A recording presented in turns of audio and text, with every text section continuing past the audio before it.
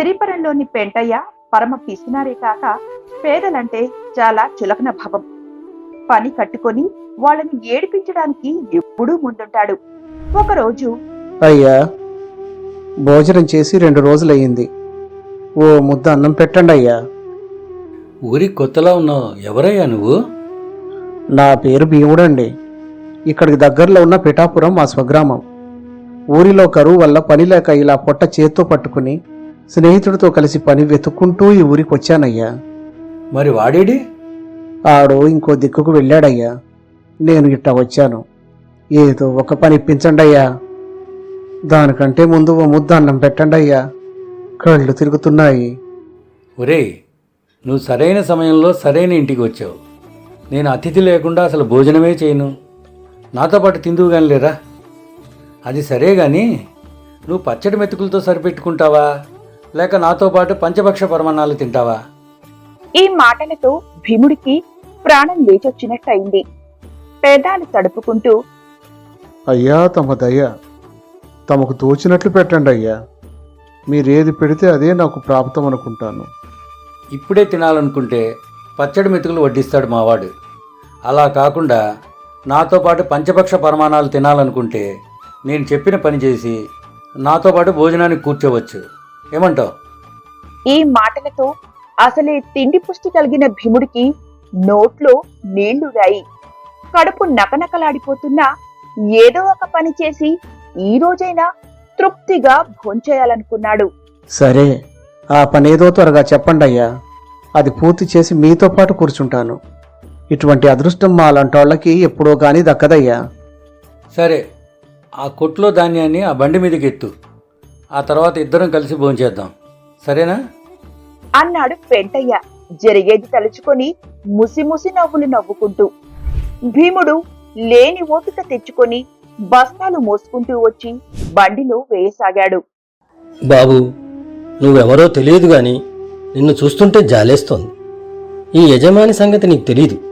ఈయన పేరు పెంటయ్య. పేరుకు తగ్గ మనస్తత్వం ఉన్నవాడు.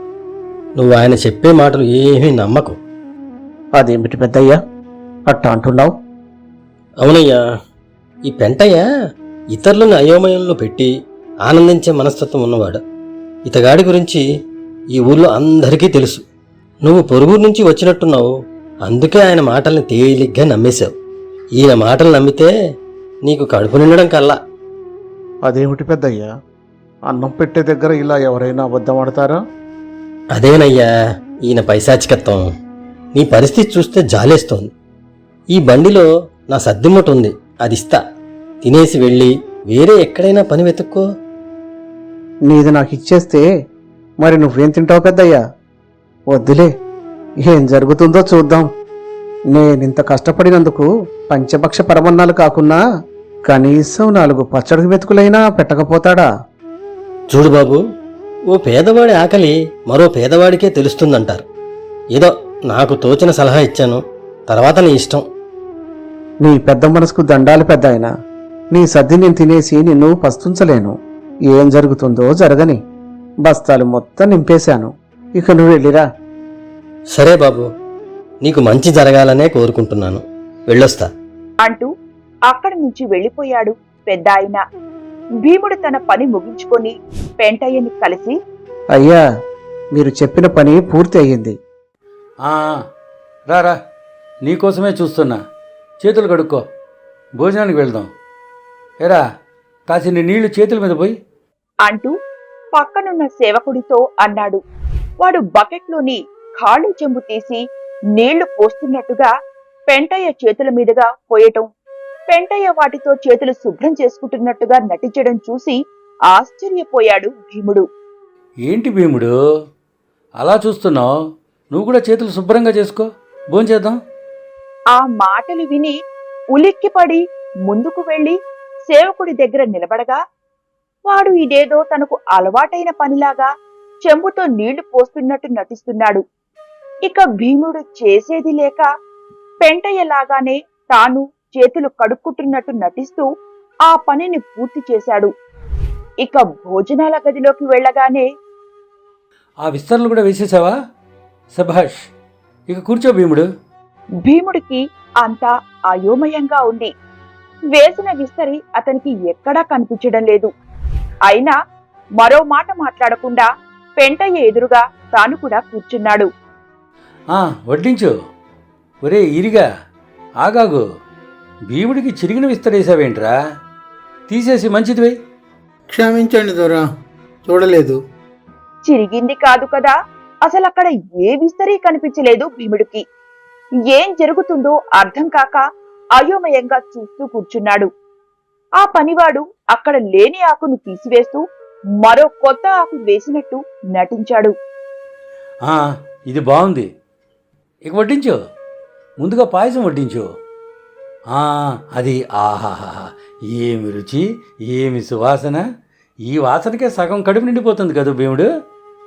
ఈరోజు ఇతను మన అతిథి. పాయసం అతనికి మరోమారు వడ్డించరా. ఏ భీముడు, నువ్వేం మొహమాట పడకుండా కడుపు నిండా తినబోయ్.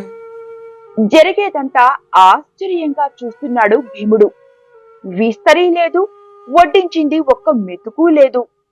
కడుపు నిండా తినడమేమిటి, ఏం జరుగుతుందో అర్థమయ్యి కానట్టుగా తెల్లబోయి చూస్తున్నాడు భీముడు.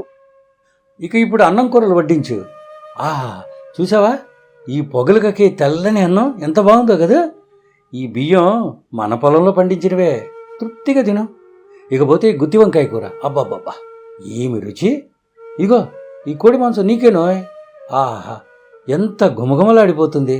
నీకోసమే ప్రత్యేకంగా ఈ కోడిని కోయించా. దీంతోపాటు ఈ చిట్టిగారులు వేసుకో, అదిరిపోతుందనుకో. ఇక్కడ జరిగే తంతు చూసేసరికి ఒళ్ళు మండిపోయింది భీముడికి. ఇందాక ఆ పెద్దాయన చెప్పిన మాటలకి అర్థం ఇప్పుడు బోధపడింది. అసలే ఆకలితో ఉన్నాడేమో. వీళ్ళు ఆడుతున్న నాటకానికి కడుపు మండిపోయి కోపం కట్టలు తెంచుకుంది. తిడదామని నోటిదాకా వచ్చిన తిట్లని బలవంతంగా నిగ్రహించుకున్నాడు. పేదవాడి కోపం పెదవికి చేటు. ఇందాక పెద్దాయన హెచ్చరించినప్పుడే విని బయటపడితే బాగుండేది. అనవసరంగా వీళ్ల వినోదానికి బలయ్యాను. పెట్టకపోతే మానే. ఆకలి అంటూ వచ్చే పేదవాళ్లతో ఇలా ఆడుకుంటారా? వీళ్లకు తగిన బుద్ధి చెప్పాల్సిందే అని తీర్మానించుకున్నాడు భీముడు. ఇక అక్కడి నుంచి వాళ్ళు జరిపే నాటకానికి తాను గొంతు కలిపి వంత పాడటం మొదలుపెట్టాడు. అవునయ్య గారు, కొంచెం కారం ఎక్కువైంది కానీ కోడి కూర అదిరిపోయింది. పెంటయ్య ఒక్కసారిగా కంగు తిన్నాడు. ఇదేమిటి వీడిలా అంటున్నాడు? ఇంతకాలంగా ఇలా నాటకాలు ఆడుతున్నాను, ఎవ్వడిలోనూ ఇటువంటి ధోరణి చూడలేదే. మధ్యలో కడుపు మండి తిట్టుకుంటూ వెళ్ళిపోలే వాళ్ళని చూసా ఇప్పటి వరకు. కానీ వీడేంటి పంచపక్ష పరిమాణాలు తిన్నదానికన్నా ఎక్కువ ఆనందిస్తున్నాడు. సరే కానీ ఇదేదో ఇంకా బాగుంది, వీడిని ఇంకా ఏడిపించవచ్చు అనుకుంటూ పనివాడిని మరింత ఉసిగొలుపుతూ, ఒరే భీముడికి నీ వంట బాగా నచ్చిందట రోయ్. ఇంకో 2 గారెలేసి ఇంకో 4 గరిటెలు కోడికోరి. అట్టగా ఇగోరు అంటూ వడ్డిస్తున్నట్టుగా ఉత్సాహంగా నటిస్తూ ముసిముసిగా నవ్వుకున్నాడు వంటవాడు వీరయ్య. వీడి దుంపదేగా, యజమాని పావలా యాక్షన్ చేస్తే వీడేమో రూపాయిన్నర యాక్షన్ చేస్తూ ఇరగదీసేస్తున్నాడు. చెప్తా వీడి సంగతి కూడా. అప్పుడే ముగించేక భీముడు. ఈ వేట మాంసంతో మరో 4 రొట్టెలు కూడా లాగించు. అవునా? త్వరగా వడ్డించండి మరి. ఆహా, భలే ఉన్నాయండి. ఏమైనా గాని ఇంత రుచికరంగా వండే వంటవాడు దొరకడం మీ అదృష్టం అయ్యగారు. నేనే వీడి యజమానినైతే ఇంత రుచిగా వంట చేసినందుకు బహుమానంగా ఇప్పటికిప్పుడు వీడి జీతం రెట్టింపు చేసేవాణ్ణి. ఆహాహా, అదే నేను కూడా చేద్దును. కాకపోతే పోయిన నెలలోనే వీడి జీతం రెట్టింపు చేశా కదరా వీరయ్య. దరిద్రుడు ఊహల్లో కూడా జీతం పెంచడు. ఇక ఈ గడ్డ పెరుగుతో నా భోజనం ముగించేస్తానండి. కడుపు నిండిపోయింది. అమ్మయ్యా, ఈరోజు ఒక పేదవాడి కడుపు నింపిన ఆనందం దక్కింది నాకు. నాకదే 10,000. వీరయ్య, 4 ఒక్క పలుకులు అందుకో. ఈ భుక్తాయాసం తీరాలి కదా. కనీసం అవైనా నిజమైనవి ఉంటాయనుకున్నాడు భీముడు. కాని ఓ ఖాళీ పాత్రని తీసుకొచ్చి ముందు పెట్టాడు వీరయ్య. దానిలోనే చెయ్యి పెట్టి ఏవో 4 పలుకులు తీసుకుని నోట్లో వేసుకున్నట్టుగా నటించాడు పెంటయ్య. ఇక చేసేది లేక తను అదే పని చేసి, నా జీవితంలో ఇటువంటి భోజనం ఎప్పుడూ ఎరగనండి. ఇటువంటి ఆతిథ్యం ఇచ్చినందుకు మీకు కృతజ్ఞతలు. వస్తానండి. అప్పుడే వెళ్ళిపోతానంటావేంటో? ఆగాగు, నీలాంటి అతిథుల కోసమే స్వచ్ఛమైన ద్రాక్షసారాయి తెచ్చి బీరువాలో ఉంచా. దాని రుచి కూడా కాస్త చూసిపో. అవునా, సంతోషం. కానీ నాకు మద్యం అలవాటు లేదులేండి. నేను వెళ్ళొస్తాను. అట్లా అంటే ఎట్టాను? స్వచ్ఛమైన సరుకు, పైగా విదేశాల నుంచి తెప్పించింది. దాని రుచి మైకం అనుభవించి తీరాల్సిందే గాని చెప్పనలవి కాదు. అబ్బే వద్దులేండి, అలవాటు లేదంటున్నాగా.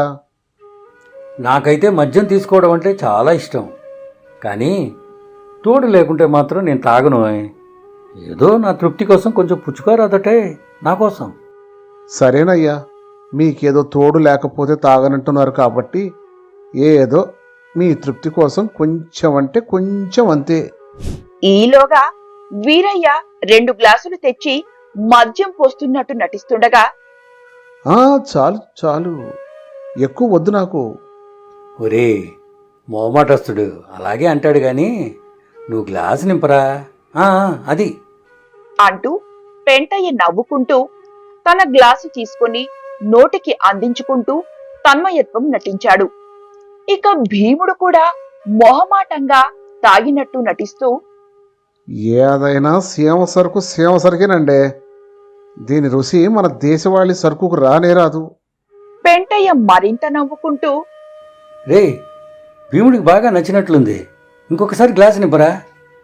అబ్బే వద్దండి అంటూ మొహమాటం నటిస్తూ మళ్ళీ ఆ గ్లాసు ఎత్తి గటగట తాగినట్టు నటించి ఒక్క క్షణం కళ్ళు అరమోడ్పులుగా పెట్టి కొన్ని క్షణాలు నిశ్శబ్దంగా ఉండిపోయాడు. పెంటయ్య ఇదంతా చూస్తూ కేరింతలు కొడుతూ నవ్వుకుంటున్నాడు. అలా ఒక్క క్షణం నిశ్శబ్దంగా ఉన్న భీముడు చివాలున పైకి లేచి ఏం జరుగుతుందో ఊహించే లోపల ఫెడీమంటూ పెంటయ్య నడ్డి మీద ఒక్క తన్ను తన్నాడు. ఊహించని ఈ చర్యతో దిమ్మెరపోయిన పెంటయ్య ఎగిరిపడి ఎదురుగా ఉన్న కుర్చీ మీద పడటం, ఆ కుర్చీ కోడు తగిలి ముందున్న పళ్ల వరుసలో ఒకటి ఊడి కింద పడటం ఒకేసారి జరిగాయి. భీముడు అదే ఉప్పులో కసిగా వీరయ్య కడుపులో కూడా 2 గుద్దులు గుద్దాడు. వీరయ్య కళ్ళు వైర్లు కమ్మాయి. పెంటయ్య తేరుకొని, ఒరే ఒరే ఏం చేస్తున్నావురా? అయ్యా క్షమించండి, నాకు సారాయి అలవాటు లేదన్నా బలవంతంగా తాగించారు. ఇక మైకల్లో నేనేం చేస్తున్నారో నాకే తెలియటం లేదు. మీరు అక్కడే ఉండండి. మీ మూతి మీద ఇంకో 2 పీకే మరో 4 పళ్ళు రాలగొట్టి నా దారి నెంపాత అంటూ మీదకు రాబోయాడు భీముడు. హడలిపోయాడు పెంటయ్య.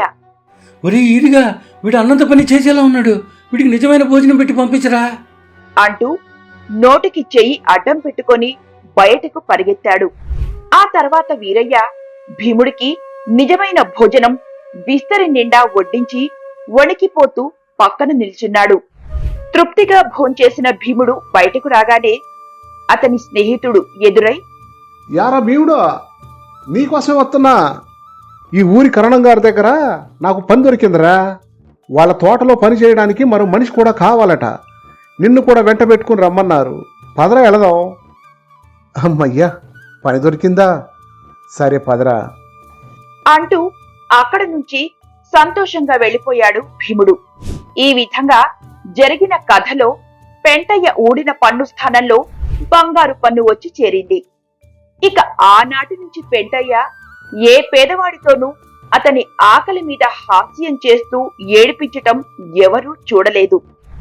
ఇక ఆ తరువాత నుంచి ఎవరైనా పెంటయ్య దగ్గరికెళ్లి, ఏం పెంటయ్య, నీ బంగారపు పన్ను కథేంటి అంటే పెంటయ్య మొహం మొటమొటలాడించుకుంటూ వెళ్ళిపోతాడు. కానీ ఆ పక్కన ఉన్నవాళ్లు మాత్రం ఈ కథ చెప్పుకుంటూ పడి పడి నవ్వుకుంటారు.